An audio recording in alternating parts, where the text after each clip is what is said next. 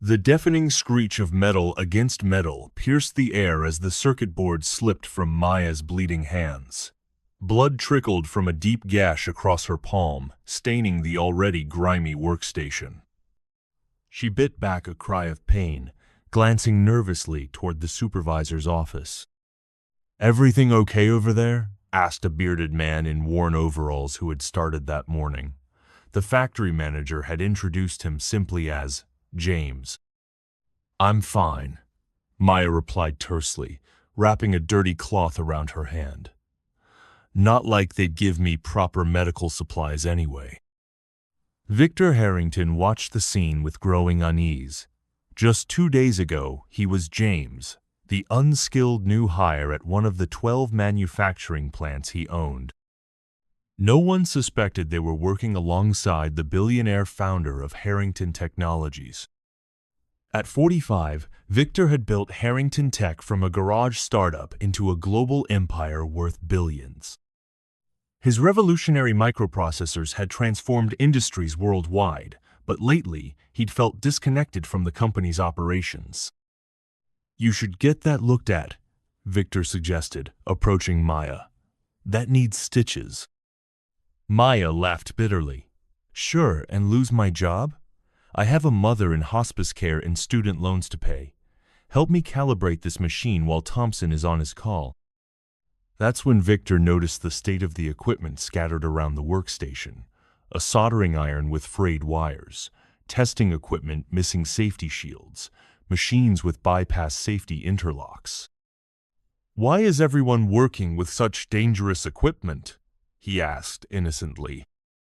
"Welcome to reality." Maya replied with a forced smile as she lifted a heavy component with her good arm. "Thompson says new equipment isn't in the budget. Meanwhile, he drives a custom Tesla." From his glass-walled office, William Thompson watched their interaction with irritation. A white man in his 50s with an expensive suit that barely contained his expanding waistline, he marched toward them. "Johnson, that military order should have been completed an hour ago." He barked at Maya, ignoring her injured hand. "And you, new guy, move those component boxes to storage or don't bother coming back tomorrow." Victor noticed how Maya stiffened at Thompson's approach, as if bracing for impact. He also observed how Thompson spoke directly to the male engineers, but only shouted at Maya. While organizing components in the storage room, Victor discovered a worn folder on a dusty shelf. Inside were accident reports, dozens of them. Maya's name appeared repeatedly alongside others he'd never met. Electrical burns, lacerations, chemical exposure, all attributed to operator error or employee negligence. But what truly caught his attention was a different document. An internal memo from Thompson to corporate headquarters explaining how he was optimizing operational costs by deferring equipment maintenance and replacement. At the bottom was a digital signature. Approved, Finance Department, Harrington Technologies. Victor felt physically ill. His own finance department had approved this. The cost-cutting measures his executive team had praised were literally paid for with his employees' blood. When he returned to the production floor, he found Maya struggling to repair a complex processor with inadequate tools. Her hands trembled slightly from either pain or exhaustion. "Are you just going to stand there?" she asked without looking up. "Why are you still here?" Victor asked softly. "In this place? Under these conditions?" The look Maya gave him could have cut steel. "Because 6 other companies told me they didn't have positions for someone like me. Because 3 asked if I really knew anything about engineering or if I just cleaned the offices. Because here, as bad as it is, at least they recognize that I know how to do my job." That night, after everyone had left, Victor remained seated in his car in the empty parking lot, looking at the factory with new eyes. A faded sign with the Harrington Technologies logo hung above the entrance. The company he had built with principles of innovation and excellence was now a dangerous place where people like Maya risked their lives every day.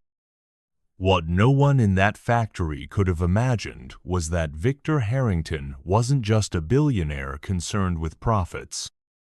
His mother had been an immigrant engineer who faced similar discrimination before helping him start his company.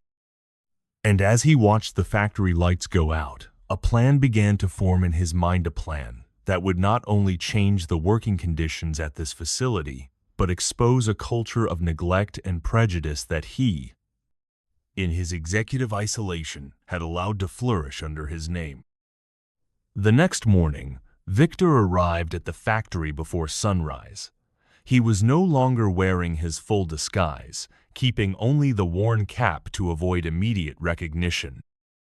From the parking lot, he watched Maya limp toward the entrance, her hand still bandaged with the same dirty cloth. "This woman literally bleeds for a company that doesn't even know who she is," he muttered, gripping the steering wheel tightly. His phone vibrated.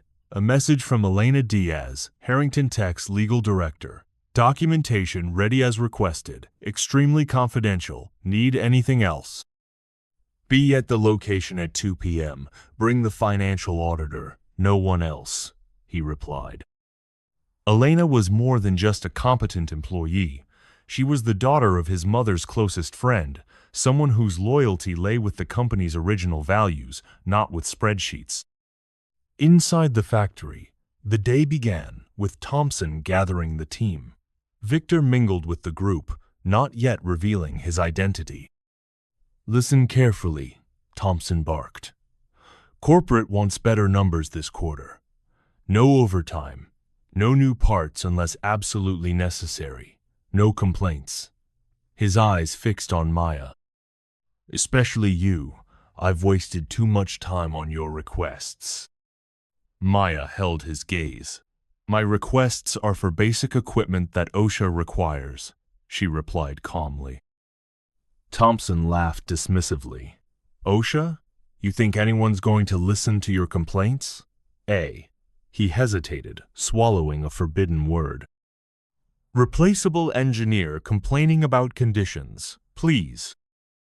For the next few hours, Victor worked with Maya, witnessing her extraordinary skill. She diagnosed problems in seconds that would confuse experienced engineers. Her hands, though injured, moved with surgical precision. "Where did you learn that?" he asked as she solved a complex circuit problem using only a paperclip and a damaged multimeter. "My mother was an electrical engineer before she got sick," she explained without taking her eyes off her work. "Since I was a child, I spent weekends in her lab learning every component. When the big tech company came, they acquired her startup and pushed her out. She never recovered." "What company was that?" Victor asked, his throat suddenly dry. "Nexus Systems. Before it was bought by Harrington Tech," she replied bitterly. "The complete circle of injustice." The revelation hit Victor like a physical blow. 5 years ago, his first major acquisition as CEO had been Nexus Systems. His financial team had assured him it was an unmissable opportunity with redundant leadership. He never imagined those redundancies were people like Maya's mother. At 2 p.m., Victor saw a black sedan pull up. Elena got out with Sofia Kaminsky, the chief auditor known throughout the industry as the fraud detector. In the cafe across the street, away from Thompson's eyes, they gathered. "We found everything," said Elena. "Thompson didn't just neglect safety. He embezzled money intended for equipment. Digital signatures were forged." "How did this go unnoticed?" Victor asked. "Manipulated documents," Sophia replied. "A normal audit wouldn't catch it, but a forensic investigation reveals everything. And there's more. Accident reports have been systematically altered. The real rate is 10 times higher than reported." As they discussed, Victor received an anonymous message of video of Thompson telling another manager, I hired a black woman to shut HR up about diversity. She even knows engineering.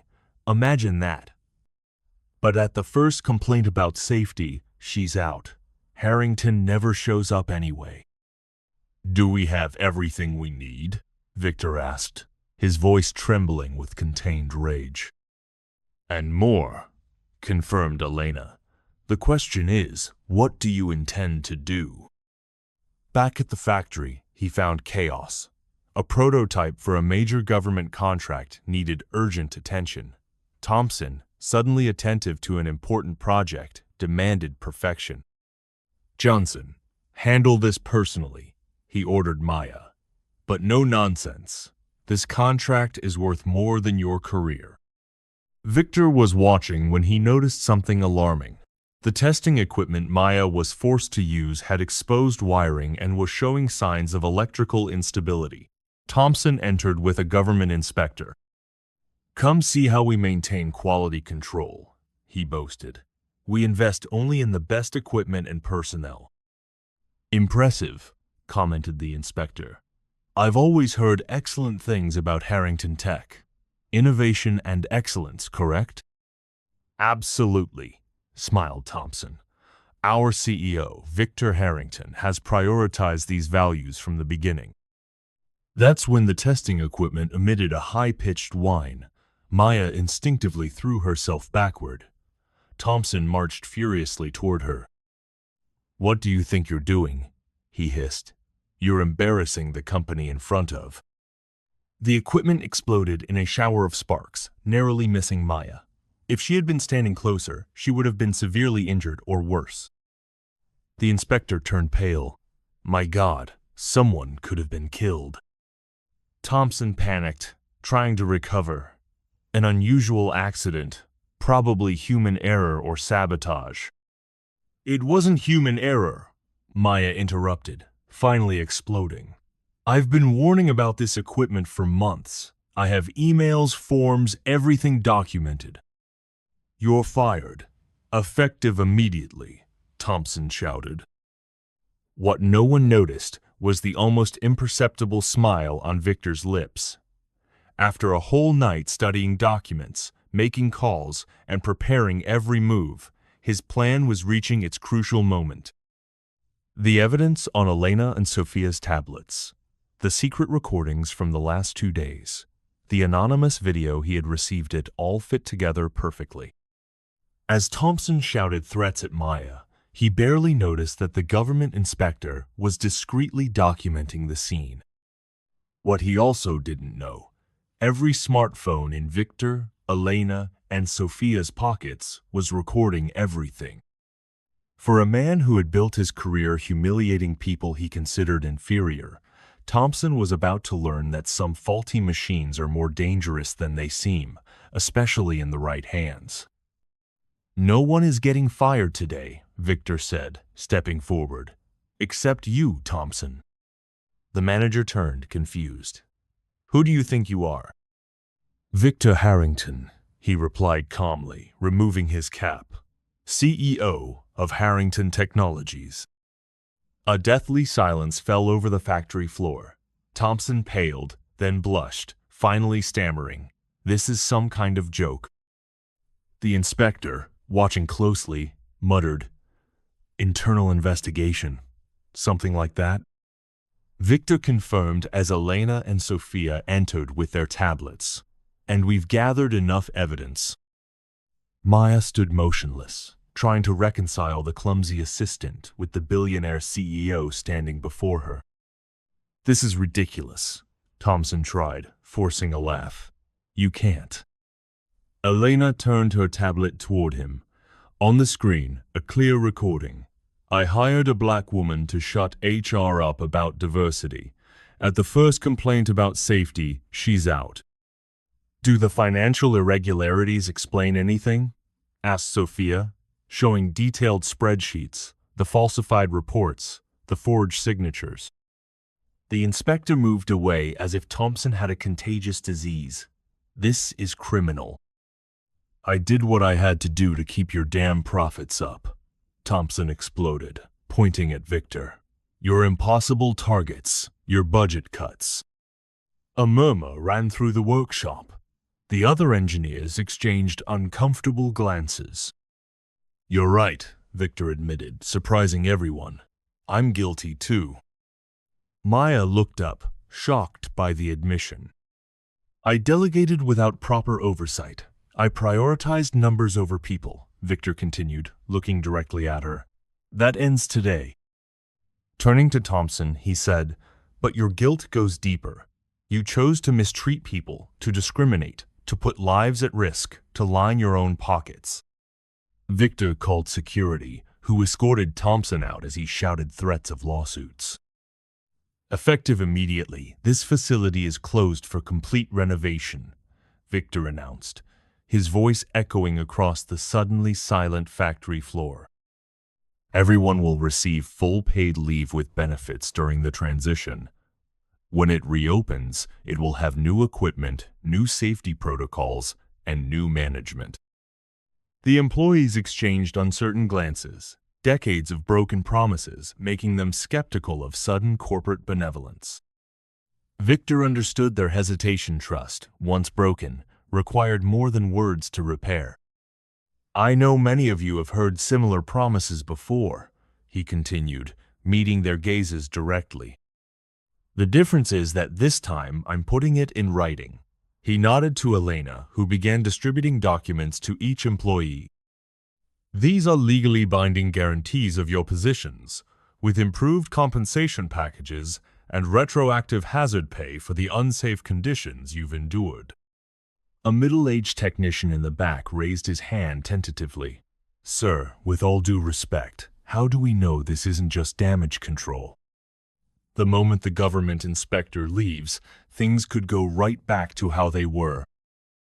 It was a fair question. Victor gestured toward the inspector, who stepped forward.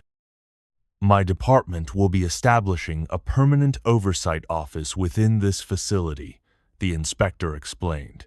Any safety violations will trigger immediate federal intervention. Mr. Harrington has not only agreed to this arrangement but has requested it be implemented across all Harrington Technologies facilities nationwide. Murmurs of surprise rippled through the crowd. Victor turned to Maya, who stood apart from the group, her expression guarded, arms crossed protectively over her chest. Ms. Johnson, he said, approaching her with careful respect for her space. I'd like to offer you a position as Director of Engineering Safety and Innovation. You would have complete autonomy to implement safety standards, a direct line to me, and veto power over any decision that might compromise employee well-being. Maya's eyes widened slightly, but her expression remained skeptical. Why should I trust you? You've already admitted that you allowed this to happen. You shouldn't, Victor replied honestly, surprising everyone with his candor. I deserve your distrust. I failed as a leader by remaining distant from the reality of what was happening in my company. I delegated without oversight and prioritized growth over people's well-being. He paused, looking around at the worn equipment, the stained floors, the makeshift safety measures cobbled together by desperate workers. But I'm asking for the opportunity to earn your trust. Not with words, but with actions. Maya studied him for a long moment, her analytical mind weighing variables, calculating risks. I'll need complete transparency on all operations, access to financial records, a budget with no strings attached. Done, Victor said, without hesitation. And I want my team, she continued, gesturing to several engineers who had worked alongside her. People I trust, promoted to positions where they can make real changes. Absolutely. And compensation, Maya added, her voice hardening. Not just for me, but for everyone who's been injured. Medical bills covered, pain and suffering acknowledged, lost wages repaid. Victor nodded solemnly. I've already instructed Elena to establish a victims' compensation fund, but I'd like you to oversee ITO, ensure it truly addresses the harm that's been done. Maya uncrossed her arms slowly, her posture shifting subtly. One more condition. I want to review all acquisition practices. If what happened to my mother's company is happening elsewhere, it stops now. A flash of genuine pain crossed Victor's face. I didn't know about your mother's company until today. But you're right. That needs to change too. The government inspector, who had been listening intently, stepped forward again. My administration can assign an independent safety officer to monitor the improvements and provide regular reports to both management and employees. We welcome that transparency, Victor agreed. As security escorted a still protesting Thompson from the building, Victor noticed something unexpected. Employees were taking photos and videos of the dangerous conditions, documenting everything before the renovation began. One young engineer caught his questioning look. Evidence, she explained simply, just in case. Victor nodded, understanding the lingering distrust. Smart. I encourage everyone to document what you've been working with. It will help us ensure nothing like this ever happens again. 3 days later, the transformation had already begun. Construction crews swarmed the exterior of the factory, where scaffolding now surrounded the building. Inside, teams cataloged and removed old equipment, while others prepared the space for state-of-the-art technology that was being expedited from suppliers around the world. In a temporary office set up in a nearby building, Maya reviewed blueprints with Victor and a team of safety engineers. The atmosphere was tense but focused, with Maya challenging every aspect of the redesign. This ventilation system is inadequate, she pointed out, tapping the blueprint with a pencil. The chemical processes on the east wing require at least 40% more capacity. Approved, Victor replied without hesitation. Anything else? Yes, these emergency exits. They need to be doubled, with clear pathways that can't be blocked by equipment. And the fire suppression system needs to be completely overhauled. Done, Victor agreed, making notes. I want this facility to exceed safety standards, not merely meet them. Maya leaned back in her chair, studying him. Over the past 3 days, she'd watched him work tirelessly, sleeping in his office, personally inspecting every aspect of the renovation. His hands were calloused now from helping move equipment, his expensive clothes replaced with practical workwear. There's something else, she said finally. The other regional managers. If Thompson was the problem here, who's to say there aren't others just like him throughout the company? Victor smiled, but there was no humor in it. You're already thinking like an executive. I'm thinking like someone who doesn't want to see other people suffer what I've suffered, she corrected sharply. Victor nodded, accepting the rebuke. You're absolutely right. He motioned for Elena to join them, and she entered with a thick folder. We've already begun surprise audits of all facilities, Elena explained, opening the folder to reveal preliminary reports. 3 managers have already been removed for similar violations. We've found patterns of safety negligence in approximately 60% of our operations. Maya's expression darkened. It's systemic. It was, Victor emphasized, and now we're addressing it systematically, which is why I'd like to offer you another position if you're willing. Safety and Compliance Director for the entire corporation, with the authority to close any facility that doesn't meet standards. Before Maya could respond, Victor's phone rang. The screen displayed Lawrence Winters, CFO. Victor hesitated, then answered on speaker. Harrington, this is absolute insanity. Lawrence's voice filled the room, tight with barely controlled rage. The costs of these renovations will destroy our quarter. The board is furious. You can't just unilaterally decide to shut down operations and overhaul everything without financial approval. Lawrence, Victor interrupted calmly. Did you sign Thompson's forged approvals for equipment optimization? Tense silence followed.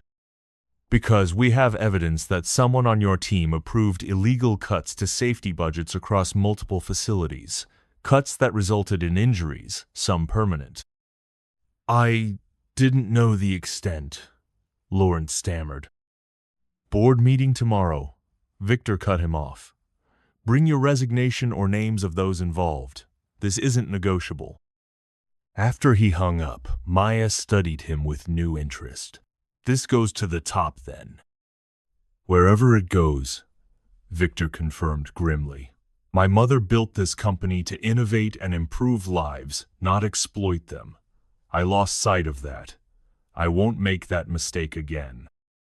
What Victor didn't tell Maya, as they continued reviewing the renovation plans, was the email he had just received from the company's lawyers. The board of directors, led by ambitious Executive Vice President Richard Townsend, had called an emergency vote to remove him as CEO. The majority shareholders, concerned about the financial impact of the reforms, were questioning his competence and fiduciary responsibility. As the day progressed, Maya began to notice subtle changes in the employees' demeanor. The initial skepticism was giving way to cautious hope as they witnessed real changes happening.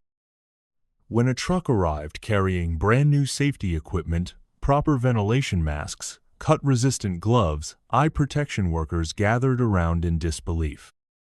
I've been requesting these for 3 years, whispered an older technician, holding a state-of-the-art respirator with trembling hands. By the end of the week, the physical transformation of the facility was well underway, but Victor recognized that the cultural transformation would take much longer. He established daily open forums where any employee could raise concerns directly to management without fear of retaliation. Initially, few spoke up, but gradually, as they saw concerns addressed immediately, more began to participate. During one such forum, a young engineer raised her hand hesitantly. Sir, it's not just the equipment that's been the problem, it's the way we're treated. Her voice quavered slightly, especially those of us who don't look like management. A heavy silence fell over the room. Victor nodded for her to continue. Mr. Thompson wasn't the only one who made comments. Who assigned the most dangerous tasks to certain people, who overlooked some for promotion while fast-tracking others. Victor looked around the room, seeing nods of recognition from many employees, particularly women and people of color. Thank you for your honesty, he said. This is exactly what we need to address. He turned to Elena. I want a complete audit of our hiring, promotion, and assignment practices across the company. I want to know where the disparities are and why they exist. Already underway, Elena confirmed. Preliminary findings suggest significant statistical anomalies that cannot be explained by qualification differences. In plain English, Maya translated for the benefit of the employees. Discrimination, systemic and documented. That evening, as most employees left for the day, Victor found Maya alone in the temporary office, reviewing personnel files with intense concentration. You should get some rest, he suggested, noticing the dark circles under her eyes. You've been working non-stop. Maya looked up, her expression unreadable. So have you. Victor smiled tiredly. Fair point. I found something interesting, she said, turning her laptop toward him. These accident reports, they're not just from our facility, they're from across the company, and there's a pattern. Victor leaned in, studying the data she had compiled. The highest injury rates are all among women of color, Maya finished, particularly in technical roles, and the pattern goes back years. Victor sank into a chair, the weight of this new revelation settling heavily on his shoulders. How did I not see this?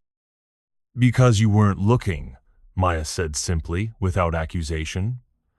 No one in leadership was. That's how these systems perpetuate themselves. The people with the power to change things don't experience the problems, so they don't recognize them as problems. Victor was silent for a long moment. What else am I not seeing? Maya studied him, seeming to make a decision. Come with me, there's something you should hear. She led him to a small conference room where 5 employees waited, all women of color from different departments. For the next 3 hours, Victor listened as they shared their experiences. Being passed over for promotions despite superior qualifications, being assigned the most dangerous tasks, having their ideas dismissed only to be praised when repeated by white male colleagues, enduring jokes and comments that created a hostile work environment. One woman, a brilliant chemical engineer named Dr. Patel, described developing a key innovation that had become one of Harrington's most profitable patents, only to receive minimal recognition, while her white male supervisor was given a substantial bonus and promotion for overseeing her work. By the time the impromptu session ended, Victor was visibly shaken. I don't know what to say except, I'm sorry, and thank you for trusting me enough to share this. We're not sharing it out of trust, Dr. Patel clarified. We're sharing it because for the first time, someone might actually listen. The next morning, as Victor prepared for the board meeting that would determine his fate as CEO, he received an unexpected visitor. Maya knocked on his office door, accompanied by 20 employees representing every department in the facility. We heard about the board meeting, she said without preamble. We want to attend. Victor blinked in surprise. It's likely to be contentious. Good, said a senior technician who had worked at Harrington for over 20 years. It's about time someone contended with what's been happening. The board needs to see the people behind the numbers, Maya explained, not just hear about us in the abstract. Victor considered this, then nodded slowly. You're right, but I should warn you there's a motion to remove me as CEO. If that passes, all these changes might be reversed. Then we'll need to be very persuasive, Maya replied, with quiet determination. As they prepared to leave for headquarters, Victor received another call, this one from an unexpected source. The government inspector had contacted OSHA, triggering a company-wide investigation. Additionally, 3 former employees had filed a class action lawsuit alleging systematic safety violations and discrimination. The news would normally have been devastating for a CEO facing a board challenge. But Victor found himself strangely calm. Perfect timing, he told Elena. Make sure the board knows before we arrive. You want them to know about the lawsuit? She asked, confused. Absolutely. It changes the calculation. This isn't just about me anymore. It's about the company's survival. Meanwhile, across town, William Thompson sat in the office of Richard Townsend, the executive vice president leading the charge to oust Victor. Thompson's smug smile reflected in the polished surface of Townsend's desk as they finalized their strategy. Once Harrington is out, you'll reinstate me? Thompson confirmed. Townsend's smile was thin and predatory. With a promotion, regional director of operations, you've proven you know how to keep costs down and productivity up. That's what the board cares about. And all these renovations? Thompson asked, practically spitting the word. Will be scaled back to the minimum legally required. Townsend assured him. We can't have the appearance of reversing everything immediately, but within 6 months it'll be business as usual. Neither man noticed the small recording device beneath the conference table, placed there earlier by Elena's assistant, a young woman who had previously worked under Thompson and carried her own scars, both visible and invisible, from that experience. As Victor's car approached Harrington headquarters with Maya and the employee delegation, he received a text from Elena. "We have everything." R.T. recorded discussing plans to reverse safety measures and reinstate T with promotion. Explicit acknowledgement of knowing about violations. Victor showed the message to Maya, whose eyes widened. "How did you?" "I didn't," Victor admitted. "Elena has apparently been conducting her own parallel investigation." Maya's expression shifted to one of grudging respect. "You have at least one person on your executive team with integrity." "I'm hoping to add another," Victor replied, meeting her gaze meaningfully.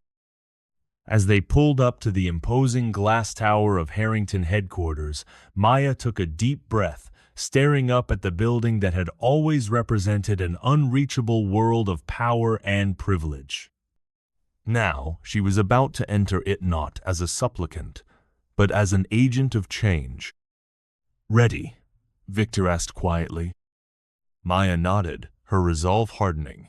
They have no idea what's coming. The Harrington Technologies corporate auditorium buzzed with tension. Sunlight streamed through floor-to-ceiling windows, illuminating the stark division in the room. On one side sat nervous shareholders and high-ranking executives in tailored suits, their faces masks of practiced neutrality. On the other side stood a line of factory employees in their everyday clothes, including Maya, who kept adjusting her blazer borrowed from a colleague for this momentous occasion. None of them had ever set foot in the gleaming headquarters before. Victor Harrington stood in the center of the room, a calm island amid the storm. He wore no tie, his collar open, a deliberate choice to distance himself from the corporate armor surrounding him. The massive Harrington Technologies logo loomed behind him, its sleek design a stark contrast to the gritty reality he'd witnessed on the factory floor. "This special meeting has one item on the agenda," announced Richard Townsend, the executive vice president leading the opposition. His voice carried the practiced authority of someone accustomed to being obeyed. "To vote on the retention or removal of Victor Harrington as CEO following what the board considers financially irresponsible decisions that threaten shareholder value." A murmur rippled through the room. Several board members nodded in agreement while the factory workers exchanged worried glances. Maya's fingers tightened around the folder she held documentation of years of neglect and abuse she'd suffered.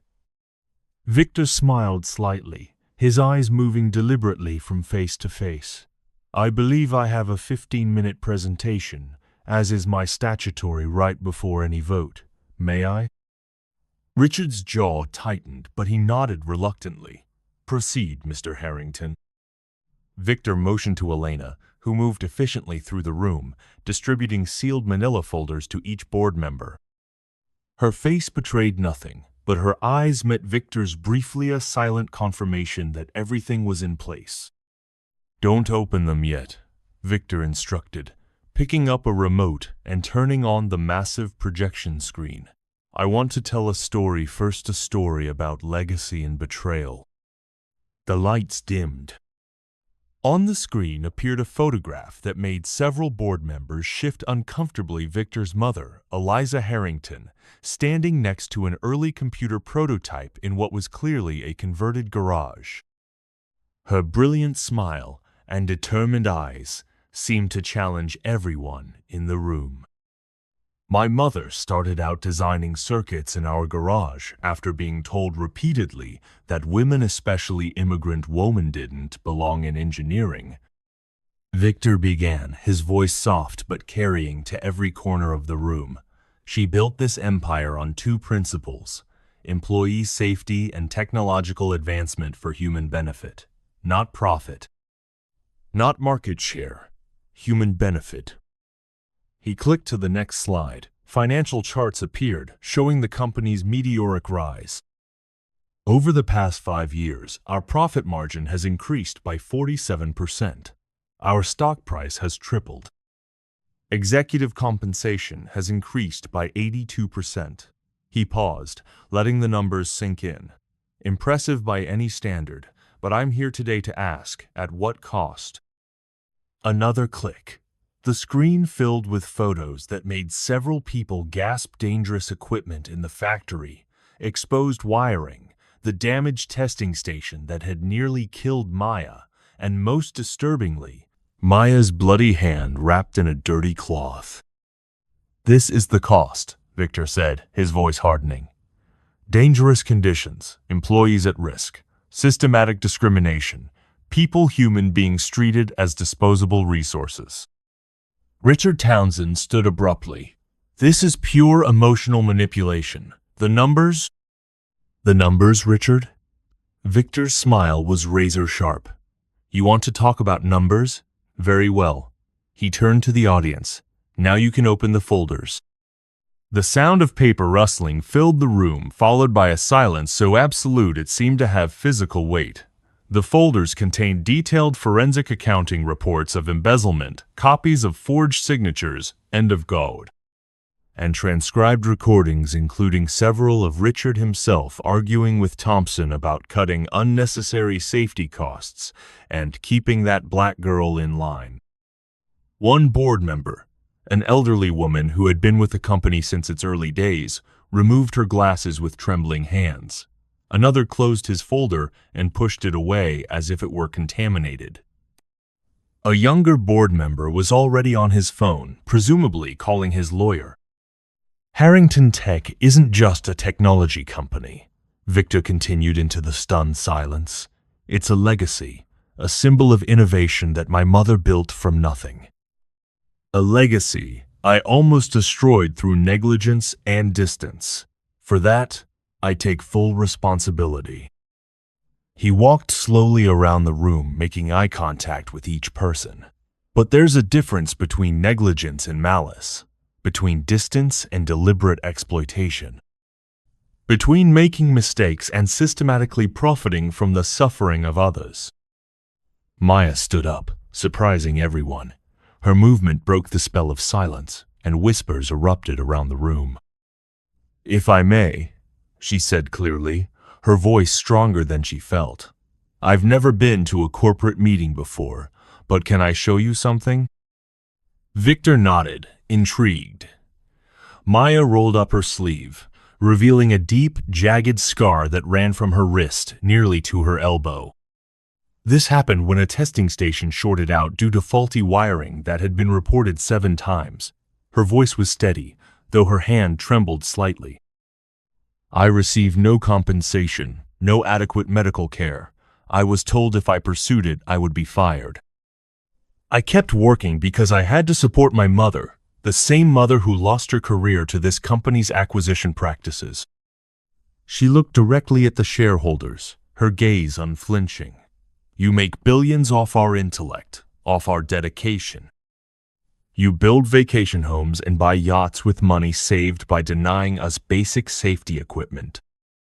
If that doesn't matter to you on a human Leveland, clearly it doesn't then consider the legal costs when these accidents become public, when the discriminatory practices are exposed, when the class action lawsuits begin. She held up her own folder. Because I have names, dates, incidents, documentation of every single person who's been hurt, fired, or silenced, every email ignored, every report buried. The tension in the room was palpable. Several shareholders were now in hurried, whispered conversations with their lawyers. Richard, his face ashen, tried one last desperate move. Even if, and I stress, if there have been isolated incidents of mismanagement, Victor's proposed reforms are financially unfeasible. The costs would devastate our bottom line for years. As fiduciaries, we have a responsibility to... Really? Victor interrupted, clicking the projector again. Let's talk about financial feasibility. A new slide appeared showing the renovated Factory 7 Maya's workplace now transformed with modern equipment, proper safety protocols, and a completely reorganized workflow. Phase 1 of the reforms has already been implemented in this model facility. After just 3 weeks of operation, Productivity is up 32%. Quality control issues, 0.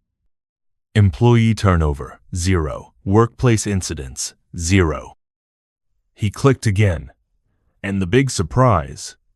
A new slide appeared showing an upward trending graph, operating profit up 18%. Gasps and murmurs filled the room. "How is that possible?" demanded a major shareholder. "It's quite simple," Victor replied.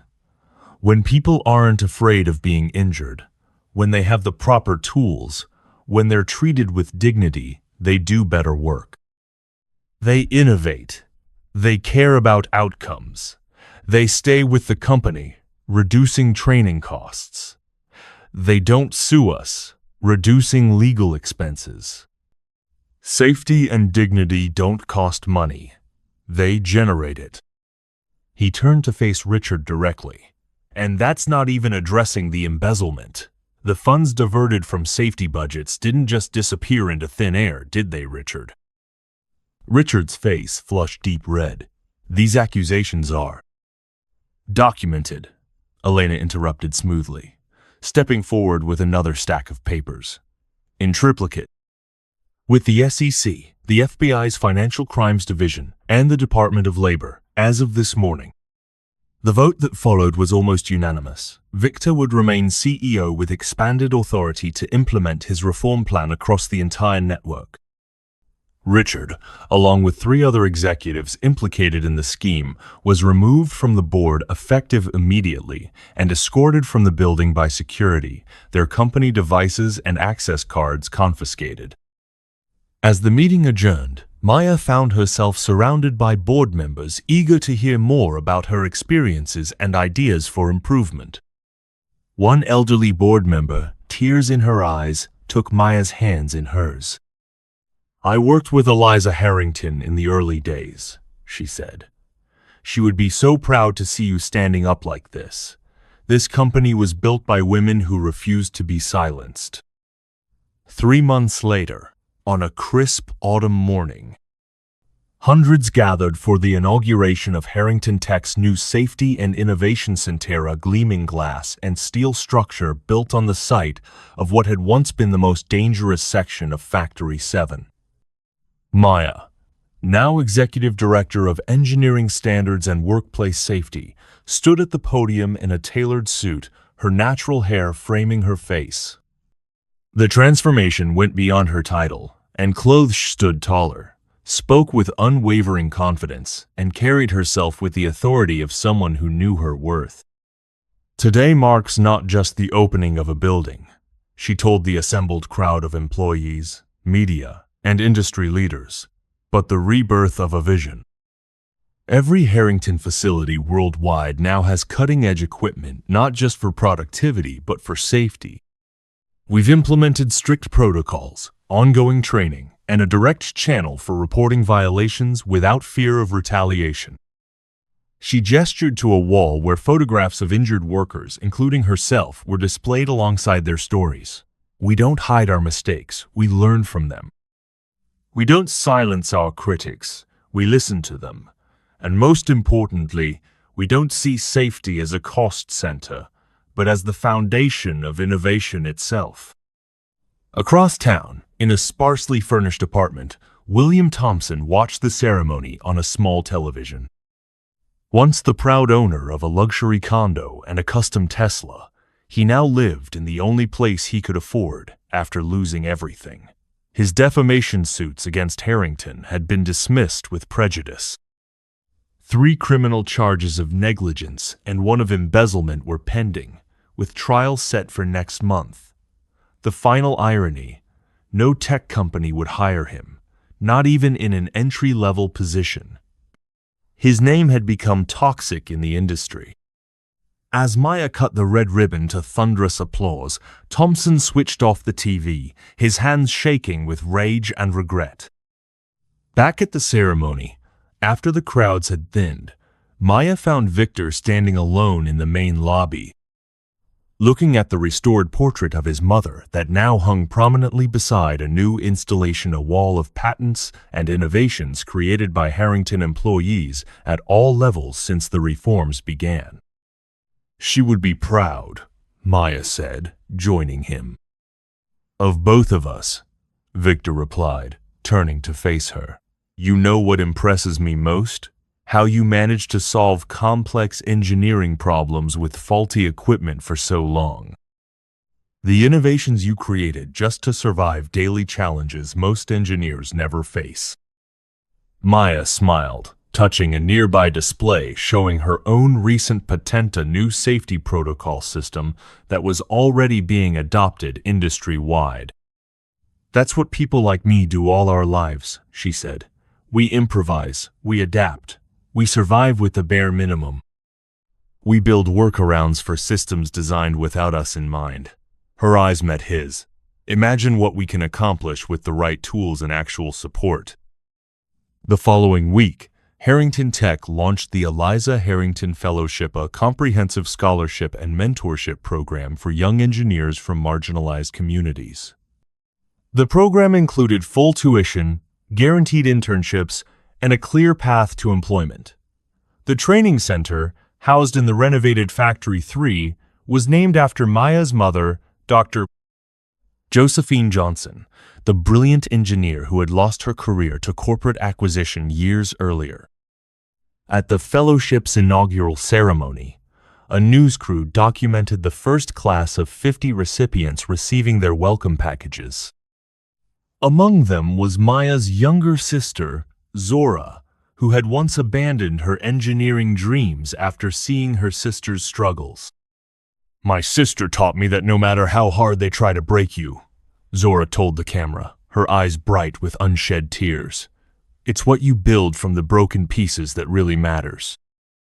Today, we're not just building careers, we're rebuilding an entire industry. The camera panned to show Victor and Maya standing side by side, watching the new fellows with evident pride. The shot widened to reveal the fellowship's motto emblazoned on the wall behind them: "Innovation begins with dignity."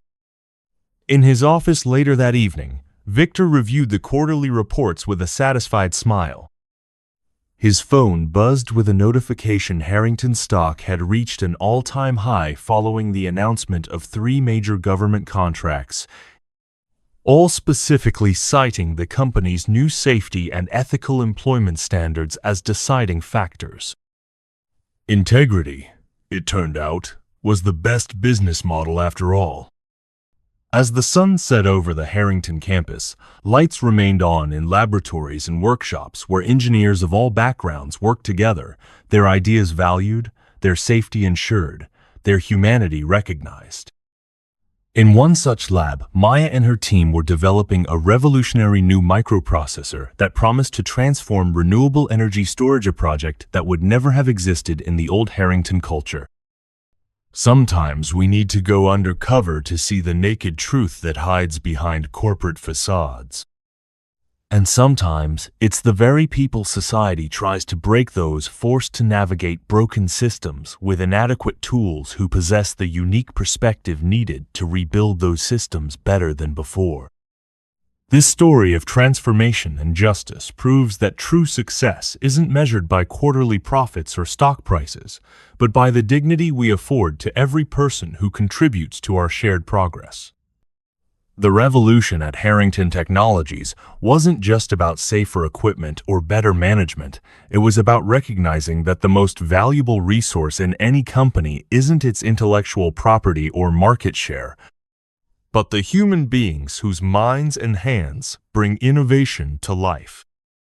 And in that recognition lies the blueprint for a better future, not just for one company, but for an entire economic system built too often on exploitation rather than empowerment.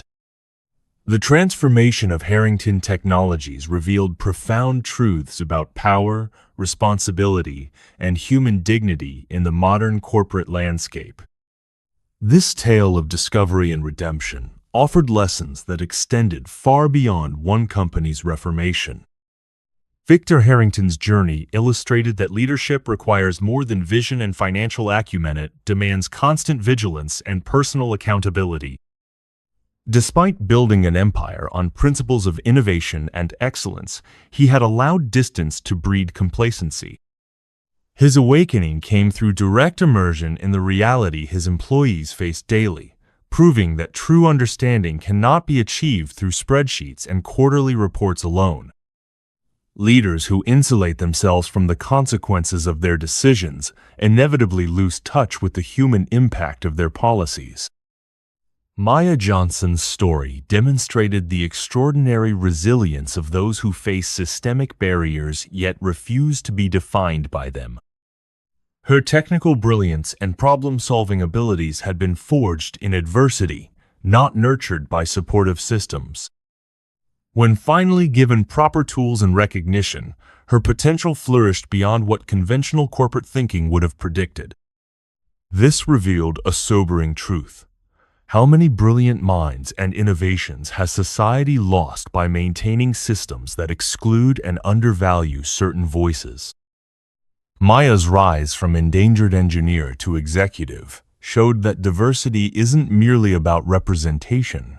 It's about incorporating perspectives shaped by different lived experiences that can transform entire industries.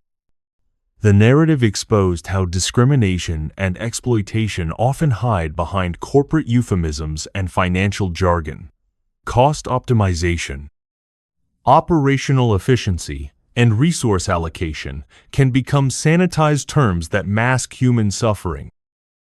The dangerous equipment, denied medical care, and hostile treatment Maya endured weren't random failures, but predictable outcomes of a system that valued certain lives less than others. This pattern of dehumanization, seeing employees as expendable resources rather than irreplaceable individuals, inevitably corrupts even well-intentioned organizations when left unchecked. William Thompson's downfall demonstrated that systems built on exploitation eventually collapse, often destroying their architects in the process. His belief that he could mistreat employees with impunity reflected a fundamental misunderstanding of sustainable business practices. Short-term gains achieved through cutting corners on safety and dignity created the illusion of success while undermining the very foundation of the company. His fate served as a warning that moral bankruptcy eventually leads to actual bankruptcy. The board meeting confrontation highlighted how institutional change requires more than identifying problems. It demands the courage to challenge powerful interests, even when they include one's own allies and beneficiaries. Victor's willingness to risk his empire for his principles, and Maya's determination to speak truth to power despite potential consequences, exemplified the moral courage necessary for meaningful transformation. Many in the room had benefited from the corrupt system. Yet, when faced with irrefutable evidence of its human cost, most chose reform over complicity. Perhaps most significantly, Harrington Technology's subsequent success demolished the false dichotomy between ethical practices and profitability. Safety, dignity, and inclusion didn't diminish profits, they enhanced them by unleashing innovation, reducing turnover, eliminating legal liabilities, and attracting valuable contracts. This revealed that treating employees with respect isn't just morally right, but economically sound. Companies that view safety measures and fair treatment as costs fail to recognize them as investments that yield substantial returns. The story also illuminated how systems of oppression rely on isolation and silence. Maya had suffered alone, believing her experience was unique, until Victor's investigation revealed a pattern affecting countless others. By creating spaces where employees could safely report violations without fear of retaliation, Harrington Technologies transformed individual suffering into collective action. This demonstrated that transparency and accountability aren't threats to corporate success, but essential components of it.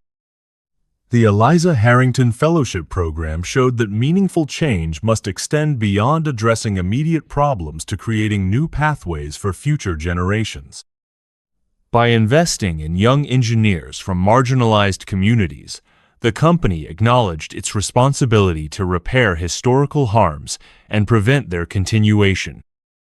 This illustrated that true corporate responsibility includes not just avoiding harm, but actively contributing to a more equitable society. The transformation of Factory 7 from a dangerous workplace to an innovation center symbolized how environments shape outcomes. The same workers who had struggled to meet basic standards in dangerous conditions became industry leaders when given proper support. This revealed that human potential isn't fixed, but contextual people rise or fall largely based on the systems within which they operate. In its deepest sense, the moral wasn't simply that good triumphs over evil, but that systems built on exploitation eventually collapse under their own contradictions. True sustainability in business, as in life, comes from recognizing the humanity in every person and understanding that dignity isn't a luxury to be afforded when convenient, but the foundation upon which lasting success must be built. The story ultimately challenged the notion that corporate ethics are separate from personal ethics. Victor discovered that allowing injustice in his company's name was no different from committing it himself. This realization that responsibility cannot be delegated away is perhaps the most important lesson for all who hold power in any form. We are accountable not just for our direct actions, but for the systems we create, maintain, or simply fail to question. As Harrington Technologies demonstrated, when companies recognize that their most valuable resource isn't intellectual property or market share, but the human beings whose minds and hands bring innovation to life, they don't just become more ethical, they become more successful. In that recognition lies the blueprint for a better future, not just for one company, but for an entire economic system too often built on exploitation rather than empowerment.